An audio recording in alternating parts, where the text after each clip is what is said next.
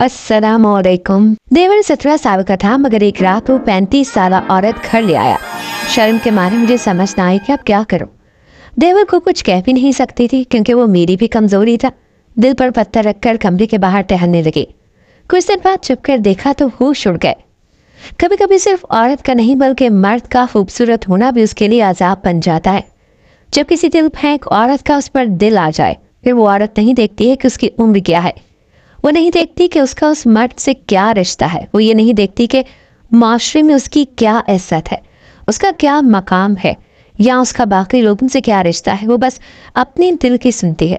वो सब करती है जो उसका दिल उससे कहता है, और दिल से ज्यादा नफ्स जो उसकी अकल पर पर्दा डाल देता है, और फिर वो अंधों की तरह एक गलत रास्ते पर भागती चली जाती है। पर ऐसी एक औरत वो भी थी जिसका मेरे देवर पर ऐसा दिल आया कि वो सब कुछ भूल गई। वो किसी जादूगरनी की तरह थी जो जिसे चाहती अपना बना लेती। मर्द उसके एक इशारे पर अपनी जान देने को तैयार होते थे। हाँ, ये कहानी है लाल बेगम की, जो अपनी दूधिया लाल रंगत की वजह से लाल बेगम कहलाई। उसे जिसने भी देखा हमेशा लाल रंग में देखा, और लाल रंग उस पर ऐसा जचता था कि लोग उसे देखकर अपनी उंगलियां मुंह में दबा लेते थे। जहाँ लाल बेगम अपने हुस्न और खूबसूरती की वजह से मशहूर थी, वहीं वो अपने पेशे की वजह से बदनाम थी।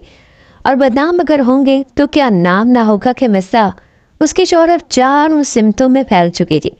हर जगह, खेतों, खलियानों, फैक्ट्रियों, चाय के ढाबों, परचून की दुकानों पर जहाँ कहीं मर्द इकट्ठे होते, वहीं लाल बेगम का जिक्र छिड़ जाते।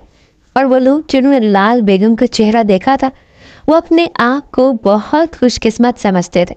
उन्हें लगता था जैसे उन्होंने कोई बड़ा कारनामा सर अंजाम दिया हो, जिससे लाल बेगम को देखना हर किसी के बस की बात नहीं। लाल बेगम से जुड़ना उनकी शान में इजाफा करता हो। जहाँ घर में औरतें लाल बेगम को कोसती, उसे गालियां देती, उसे जहन्नुम की बद्दुआएं देती, वहीं मर्द अपना सब कुछ लाल बेगम पर हारे बैठते रहते। कुछ बंजरों ने लाल बेगम के पोस्टर अपने कमरों में, दुकानों में लगा रखे थे। ये वो लोग थे जिनके भी शादियां नहीं हुई थी, और कुछ ऐसे थे जो अपनी बीवियों से छुप कर ये सब करते थे।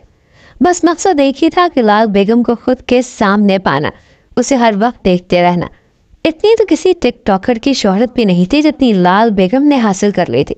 कौन थी ये लाल बेगम, कहाँ से आई थी, इसे इतनी शोहरत क्यों मिल गई?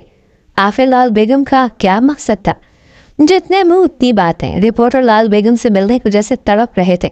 हर कोई लाल बेगम को स्क्रीन पर लाना चाहता था, उसका इंटरव्यू करना चाहता था, पर लाल बेगम किसी के हाथ नहीं आती थी। कोई लाल बेगम तक तो क्या, उसकी लाल हवेली तक कदम नहीं रख सकता था। जितनी लाल बेगम अपने हुस्न को लेकर मशहूर थी, उससे कहीं ज्यादा लाल बेगम की ताकत असर रखती थी। उसके एक इशारे पर पूरा शहर बंद हो जाता था। मैं तो ये लाल बेगम की पुकार सुन सुनकर तंग आ चुकी थी। इस लाल बेगम ने मर्दों का दिमाग उलट दिया था, और ऐसा उल्टा था कि इन मर्दों को अपनी सामने रंगत, अनपढ़ या बूढ़ी हो चुकी बीवियों में कोई दिलचस्पी ही नहीं होती थी। मैं भी बाकी औरतों की तरह लाल बेगम को कोसती थी, क्योंकि मेरा शौहर भी अक्सर लाल बेगम के गुण गाता था। वो कहता है कि अगर तुम एक बार लाल बेगम को देख लो तो कसम से तुम्हें लाल रंग से इश्क हो जाए। और मैं बस गहरा सांस लेकर रह जाती, क्योंकि मेरे पास ऐसा कुछ भी नहीं था जिससे मैं अपने शौहर से रूठती या किसी दूसरी औरत के जिक्र पर नाराज हो जाती। मैं एक सामने रंगत वाली एक बांझ औरत थी। शादी के 10 साल बाद भी अल्लाह ने मुझे औलाद की नेमत से महरूम रखा था। जाने इसमें उसकी कौन सी हिकमत थी। पर मैं अपने शौहर से किसी किस्म की शिकायत नहीं करती थी। उसने भी औलाद की खातिर दूसरी शादी नहीं की, तो मैं भी उसके किसी काम से नहीं रोकती थी। वो जहाँ मर्जी आता जाता, मैंने कभी नहीं पूछा था। हाँ, मैं जिसका ध्यान रखती थी वो मेरा देवर था। जब मेरी शादी हुई तो 7 साल का था और अब 17 का हो चुका था। अभी उसने कॉलेज जाना शुरू किया था। मैंने उसे अपनी औलाद की तरह पाला था, और वो मुझे इतना ही अजीज था जितना कि एक माँ को अपना बेटा अजीज होता है। वो कद काट में लंबा हो गया था, पर अभी दुबला पतला था। वो बाकी लड़कों से बहुत अलग था। ज़्यादातर अपनी पढ़ाई में मसरूफ रहता या फिर फुटबॉल खेलता रहता। उसकी उम्र के लड़के लाल बेगम से ज़्यादा दीवाने थे, जबकि मैंने कभी भी उसके मुंह से लाल बेगम का जिक्र नहीं सुना था, और ना ही कभी मैंने उसे लाल बेगम के लिए पागल देखा था। मेरे शौहर की निस्बत वो काफ़ी समझदार और सुलझा हुआ लड़का था। उसकी शराफत पूरे मोहल्ले में मशहूर थी। लोग आंख बंद करके मेरे देवर पर यकीन करते थे। मोहल्ले की तमाम लड़कियां देवर के किरदार पर मरती थी। वो चाहती थीं कि एक बार देवर उन्हें देख ले کیونکہ سب کو پتا تھا کہ آنے والے وقت میں دیور ایک بہت بڑا افسر بن جائے گا، اور گاؤں کی لڑکیاں تو ہوتی ہی پاگل ہے۔ ذرا سا کوئی لڑکا کتابوں کے ساتھ دیکھا، وہیں پہ لڑکیاں اپنا دل ہار دیتی ہیں۔ روایتی لڑکیوں کو مطالعے کے شوقین مرد بہت پسند ہوتے ہیں۔ میں اکثر ان لڑکیوں کو دیکھ کر سوچتی ہوں کہ ان شہر والی لڑکیوں سے کتنی الگ ہیں یہ، جنہیں سگریٹ کا دھواں اڑاتے مرد پسند آتے ہیں، اور پھر وہ ان پر دل ہار کر اکثر نقصان اٹھاتی ہیں۔ میری زندگی میں اگر کچھ اچھا تھا تو وہ میرا دیور تھا۔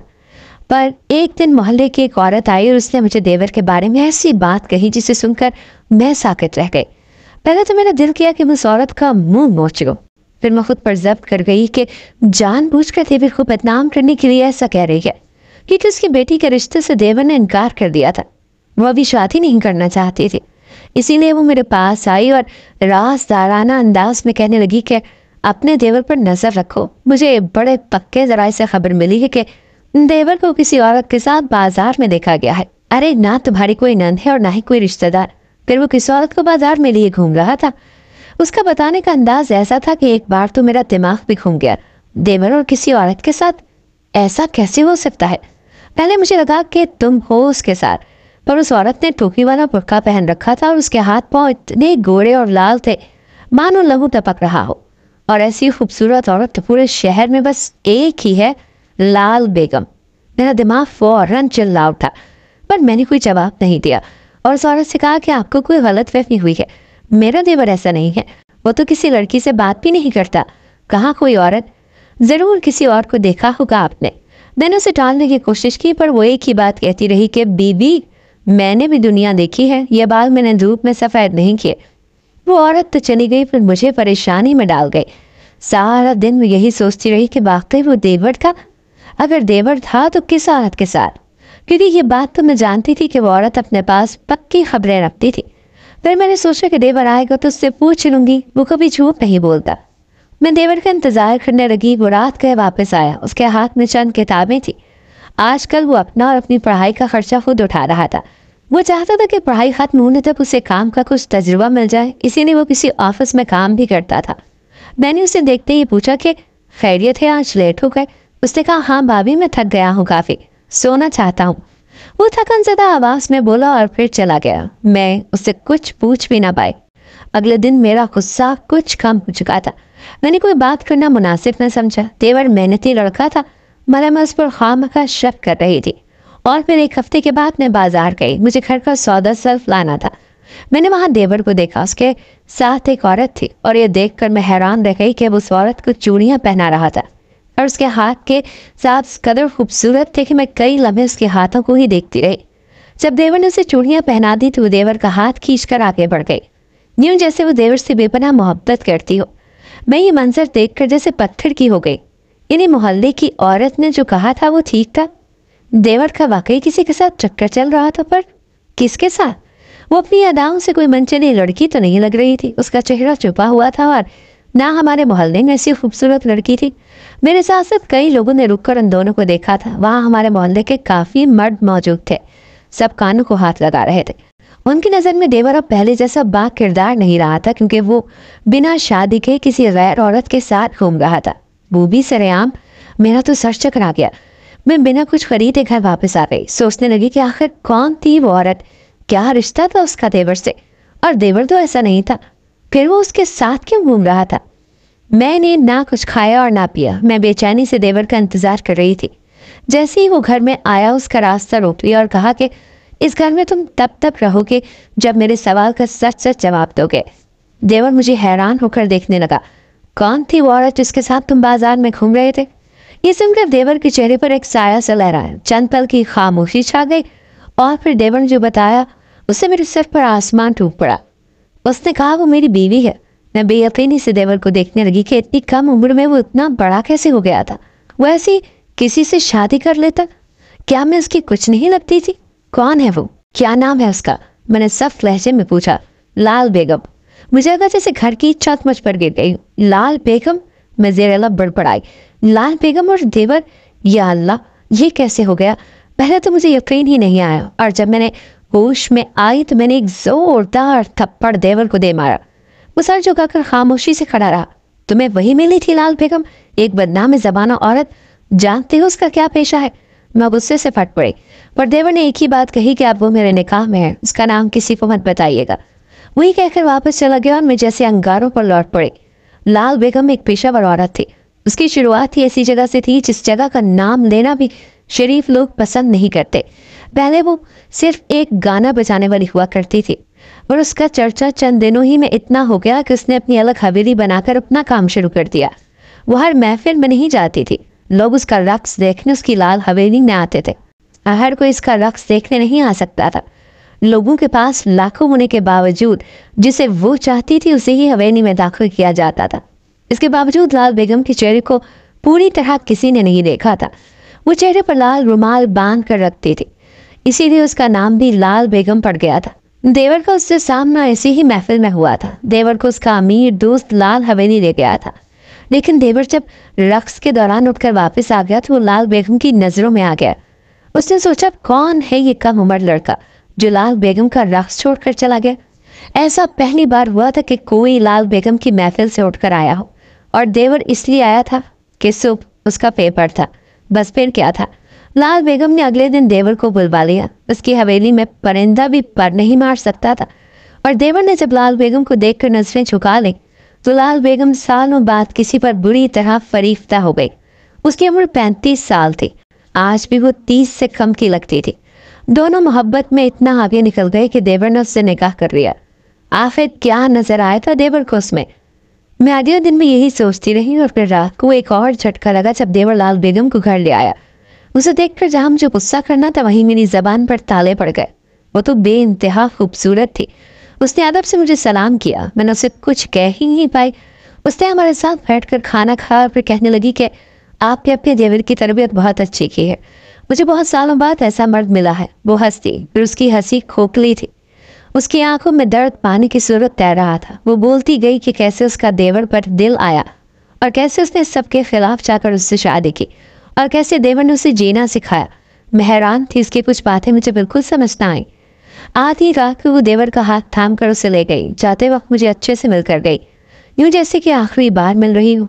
और अब यूसुफ जो खबर सबसे पहले मुझे मिली वो ये थी कि लाल बेगम मर गई। उसने खुदकुशी कर ली, पर मरने से पहले उसने ऐसे बड़े स्मगलर के अड्डों को तबाह किया था कि उनका नाम और निशान मिटा दिया। उसके साथ उसने बड़ी बड़ी हस्तियों के चेहरों से नकाब उतारा था, और वो भी सबूतों के साथ। वो खुद तो चली गई, पर जाने से पहले सबको खाक कर गई। मैं तो जैसे सदमे में थी। 3 दिन बाद देवर घर आया। वो खामोश था। मैंने उससे पूछा तो उसने जवाब दिया कि मैं जानता था कि ये सब होगा, इसीलिए तो उसने मुझसे निकाह किया था। वो फीका सा मुस्कुरा दिया। उसकी मुस्कुराहट में दर्द झलक रहा था। लाल बेगम हमेशा से ऐसी नहीं थी।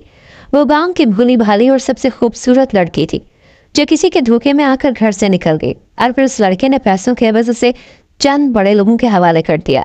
उन्होंने लाल बेगम के साथ वो सब किया जिसने उसकी रूह तक को घायल कर दिया। जाने कितने लोग थे, वो तकरीबन मर चुकी थी। फिर उसे बेच दिया गया, और तब लाल बेगम ने ठान लिया कि वो अपना बदला लेगी, और उसके साथ साथ वो ऐसे तमाम लोगों को ऐसी सज़ा देकर जाएगी जो लड़कियों के साथ ऐसा करते हैं। और फिर उसने अपने आप को इस काबिल बनाया कि उन तमाम लोगों तक पहुंच सके जो चेहरे पर अच्छाई का नकाब चढ़ाकर घूमते हैं। और फिर उसने खुद को इस्तेमाल करके तमाम सबूत हासिल किए, और फिर उसने प्लान बनाया, और फिर उस प्लान पर अमल करके आज अपना काम कर गई। लेकिन जाने से पहले वो फिर से मोहब्बत कर गई थी, और देवर से शादी करके वो सुरखरू हो गई थी। देवर ये बताते हुए रो पड़ा, और आज पहली बार मुझे लाल बेगम की असलियत पता चली थी, जिसे सुनकर मेरी आंखों में भी पानी आ गया। हजारों लाखों लोग उसे बुरा समझ रहे थे और कह रहे थे कि मर गई, जहन्नुम वासिल हो गई लाल बेगम, जबकि कुछ लोग उसकी तारीफ कर रहे थे। मैं उसकी असलियत जान गई थी। कुछ मोहब्बत की दास्तानें ऐसी ही अधूरी रह जाती हैं जैसे लाल बेगम और मेरे देवर की रह गई थी। लेकिन जो होता है अच्छे के लिए होता है। लाल बेगम को जिंदा रहना मरने से भी बदतर था। अच्छा किया वो मर गई। कुछ कहानियाँ अधूरी ही अच्छी लगती है। अगर कहानी अच्छी लगी हो तो वीडियो को लाइक करो। मज़ीद इस तरह वीडियो देखने के लिए हमारे चैनल को सब्सक्राइब करें। मिलते हैं अगली वीडियो में। अल्लाह हाफिज़।